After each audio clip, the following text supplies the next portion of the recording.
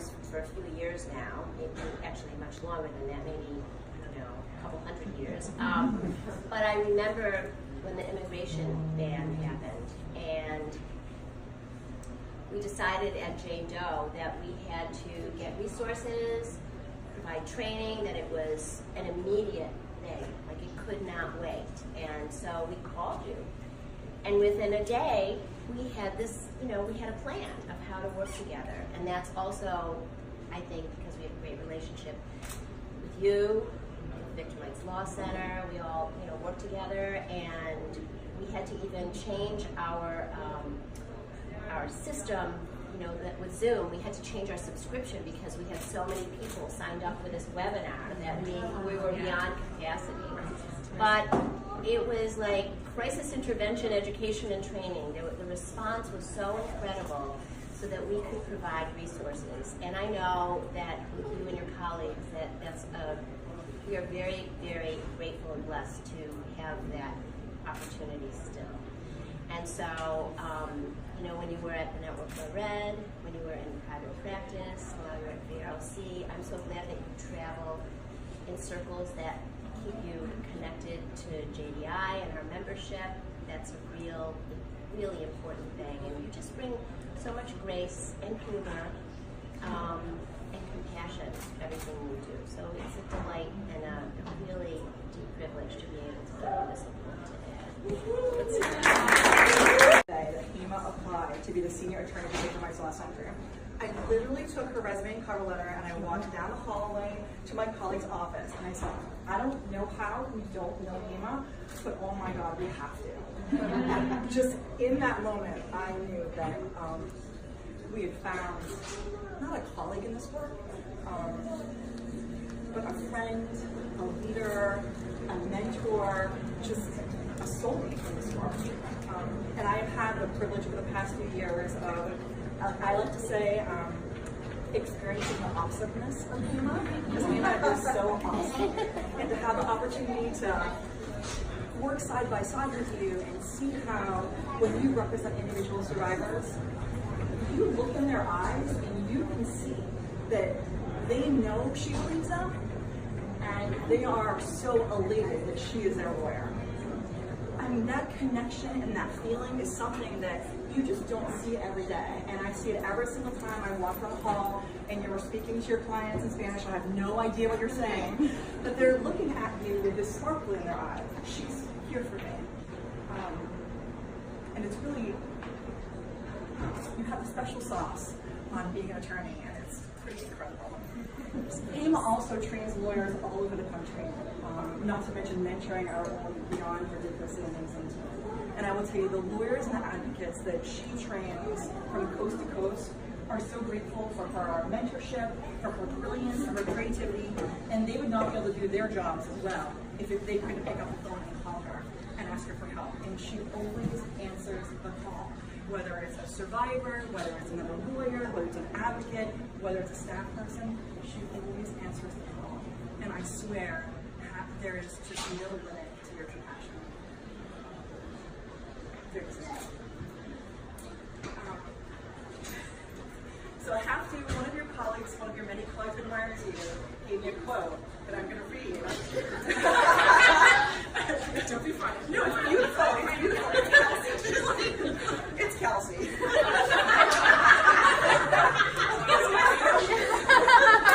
Because she's your work spouse. So I, of course, asked your work twin if there's anything that she wanted me to share.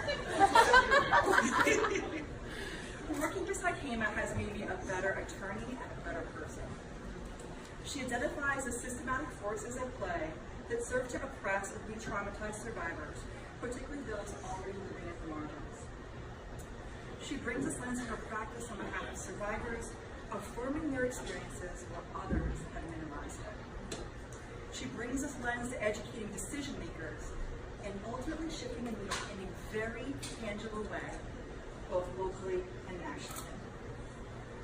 You know, all of us at the VRLC have the privilege of working with you every single day, but this entire community has the privilege of just your presence, your legal expertise, your brilliance, your creativity, your love, and your kindness. None of us are the same after meeting you. We are all just better people. And I just want to thank you for your incredible work over the years, the opportunity to work alongside you, and it's a privilege to celebrate your accomplishments, but it's even more exciting to know that we are going to see how you're going to change the world in the future. And I'm just so happy with all of this. Opportunity through the National Sexual Violence Resource Center to nominate somebody for this Visionary Voice Award.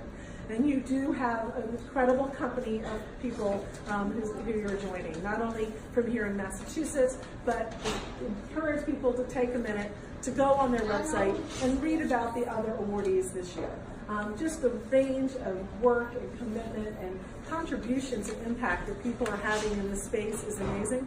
And as a society, we know we don't do enough to uplift the voices of those doing the work around sexual violence, of people who are queer, who are women of color, who are doing this work. This is such a big calling for us, right? Because we know that by doing that, we are also shining light on those who are most marginalized, and those who are not getting the support that they need to address the violence, whether it be sexual violence, domestic violence, immigration, policies that tear apart families, you name it, right? There's just so much that we can be angry about, that we can be, furious about. And then it's so nice to have a moment, to have something that we can all be so proud of and really celebrate. So it is my sincerest honor to present this award to you. So come on up, we're gonna present this to you, and then we're gonna have you say a few words as well. I have no idea, if you're how your relationship to time is, but if I figure maybe, but I always look at these as kind of like wish lists. It's like, but it does tell you, it's like there is only so much time, and you show us how to take that time and be really precious with it. So from Jane Doe, on behalf of the National Sexual Violence Resource Center.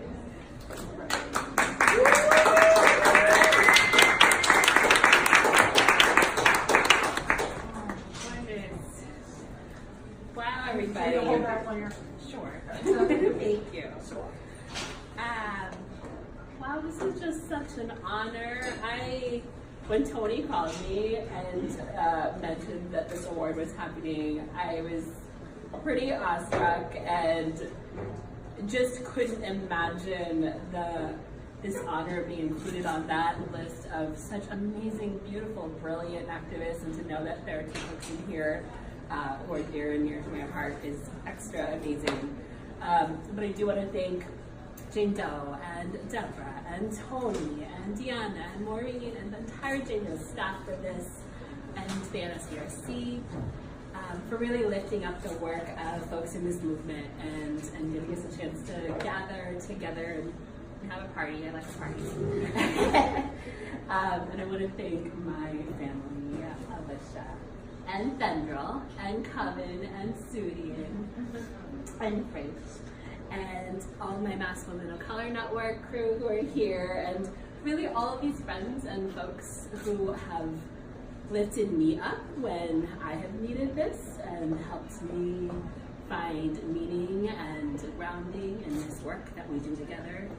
I do feel like I hold this award with every single person out there on the ground doing this work day to day, so many others who are lifting up the work and voices of folks living at the margins, survivors living at the margins, and really talking about the needs to address folks living at the intersections of oppression. I remember when I was 18, I was reading Audre Lorde and Gloria Nzandua and Urvashi Vaid, and just feeling like I've been given this gift of their words and their vision, and this was really a vision where social justice meant that this was something that was about demanding that our stories be heard and that we be able to share our stories and thrive and be seen for all of who we are, and for our histories, for our identities, for our joy, for things that harmed us, for our traumas, for our needs and desires. And that just felt to me like this revolutionary moment. And I remember listening to that and reading that and internalizing that and feeling like that's what I needed for me, and that's what I needed for my community, And that's what I wanted from my community, and that was this defining moment to me of what social justice was, what feminist social justice was, what queer social justice was and is. And it felt revolutionary and simple, and like it needed to be the center of all of the work that I do, that we collectively do, that we do in this movement to end sexual violence.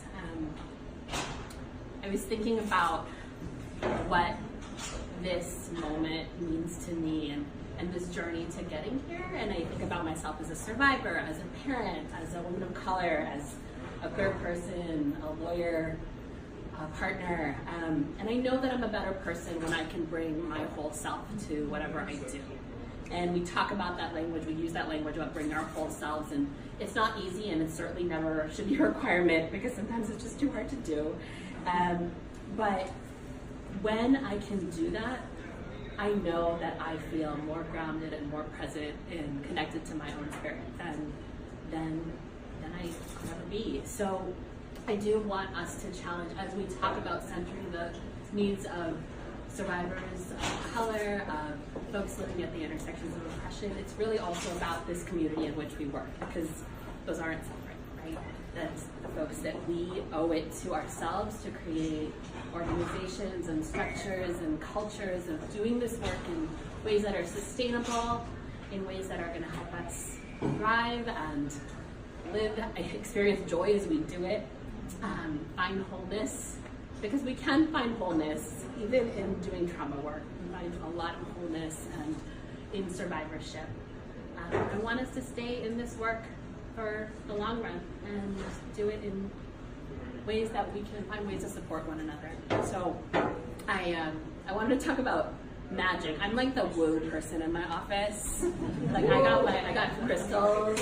Yeah. I like my sprays of spirit water. Recently, that was the newest addition to my office. But I really do believe in magic, and there was definitely a magic that led me to the Victim Rights Law Center, and it was 2 years ago. 2.5 years ago now. I would have never imagined myself getting to teach intersectional lawyering to lawyers across the country and do direct work with survivors who are immigrant survivors of sexual assault. And to do all of that with this crew of such beautiful, amazing, smart, passionate, sarcastic, hilarious, such loving people. Seriously the funniest people I know, and we laugh so much in our dark and complex work, right? We do. So I wanted to thank, I'm gonna read because I want to thank Stacy for your vision and your leadership and your trust and giving me a chance to grow and be in this work with you. To Eleni, who really wanted to be here but is really sick, for her partnership and her kindness, and just for our after work retreats that we do for hours on end, talking about work while we're not at work. for Kelsey, for your friendship and being my TA partner in crime. For Steph, for your thoughtfulness and your passion. For Bree, for your brilliance with memes and your compassion and heartfelt connection to this work.